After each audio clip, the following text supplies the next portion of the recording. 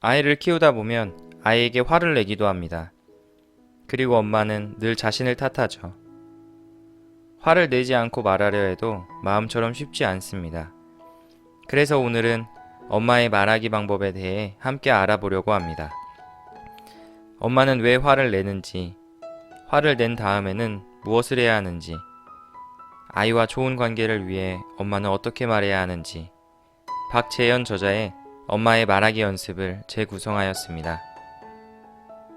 우리는 정말 화가 나면 아이와 대화를 해봐야겠다 라는 생각이 들어도 표현이 제대로 안 됩니다. 그러다 보니 아이에게 화를 쏟아내 버리죠. 버럭 화를 내고 난 뒤에야 후회를 하면서 아이와 관계가 멀어지진 않을까 걱정합니다. 이렇게 엄마들을 무너지게 만드는 화라는 감정에 대해 저자는 이야기합니다. 화 안에 있는 다른 감정을 찾아보세요. 어떤 화는 화가 아니라 걱정의 다른 이름입니다. 아이가 다칠까 걱정되어 화를 낸 것이죠. 어떤 화는 서운한 마음입니다. 힘든 육아를 도와주지 않는 남편에게 서운해서 화를 낸 것이죠. 또 어떤 화는 아이에게 미안한 마음입니다. 이처럼 화라는 보따리를 펼쳐보면 그 안에는 다양한 감정들이 있습니다. 내 마음속의 다양한 감정들을 이해하고 아이에게 화로 표현하기보다 각기 다른 표현으로 말해주면 어떨까요? 엄마가 장난감을 사주고 싶은데 못 사줘서 미안해.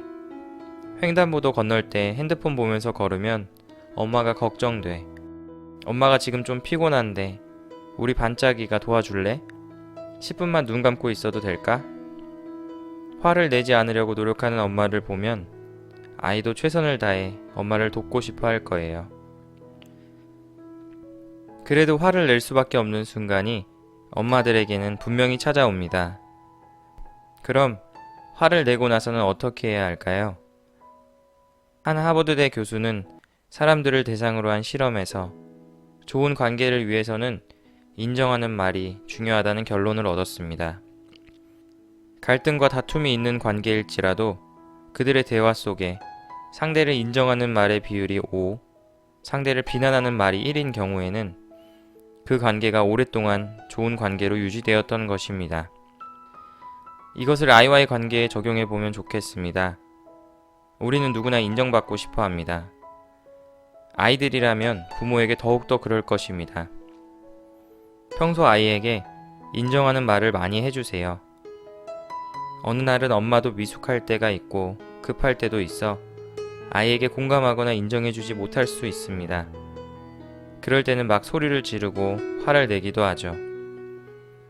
화를 낸 후 최소 5번은 아이를 인정해주는 말을 해주고 진심으로 아이를 공감해주세요.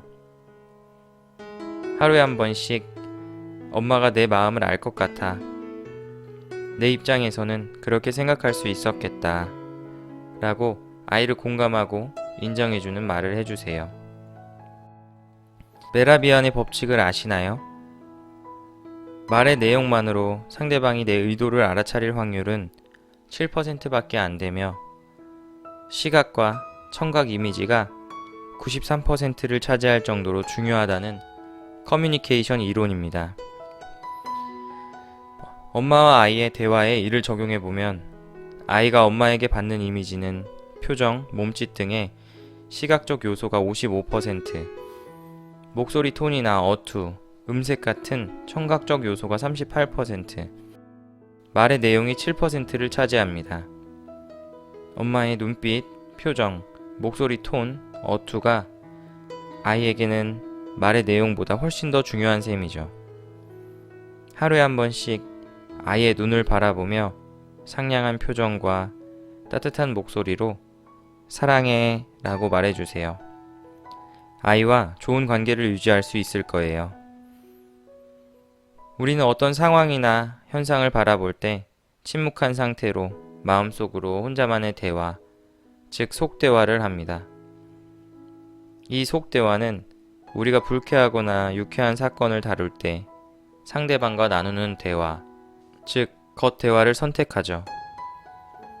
이해하기 쉽도록 하나의 예시를 들어보겠습니다. 장을 보고 집에 돌아온 엄마가 현관을 들어서면서 방문 틈 사이로 아들이 컴퓨터를 하고 있는 모습을 보았습니다. 엄마는 이 모습을 보고 속으로 생각합니다. 저 녀석이 또 공부는 안 하고 게임하고 있구나. 엄마는 아들 방문을 열고 소리칩니다. 너 또 게임해? 공부 안 해? 당장 꺼. 너 때문에 엄마가 집을 비울 수가 없어. 똑같은 상황에서 엄마가 만약 이렇게 생각했다면 어땠을까요? 아들이 컴퓨터 앞에 앉아있네. 뭘 하고 있는 걸까? 숙제는 했는지 물어봐야겠다. 엄마는 아들 방문을 열고 물어봅니다. 아들, 컴퓨터 안 해? 숙제는 끝내고 하는 거야? 이렇게 속대화가 무엇인지에 따라 겉대화의 질이 달라지고 이 겉대화로 관계가 결정된다고 할 수 있습니다. 엄마가 사건을 속으로 어떻게 해석하고 인식하는가에 따라 말이 달라지는 것이죠. 자동적으로 마음속에서 올라오는 속대화를 의식적으로 아이와 나에게 도움이 되는 속대화로 바꾸기 위해 매일 연습해 보세요. 책에서는 이 밖에도 밥 먹으면 TV 틀어줄게 라는 말 대신 엄마가 조심하랬지 라는 말 대신 엄마가 분명히 하지 말라고 경고했다 라는 말 대신 잘했어 라는 말 대신 나중에 라는 말 대신 엄마들이 어떻게 말해야 하는지 알려줍니다. 책을 읽으면서 엄마와 아이의 대화뿐만 아니라 우리 모두에게도 필요한 말하기 방법이라는 생각이 들었습니다. 내가 느끼는 감정이 정말 화인지 다시 한번 생각하고 화를 낸 상대에게 5번 더 인정해 준다면 그리고 좋은 겉대화를 위한 속대화를 연습하고 상냥한 표정과 부드러운 목소리로 상대와 대화한다면 모든 사람들과 좋은 관계를 유지할 수 있지 않을까 하는 생각이 들었습니다.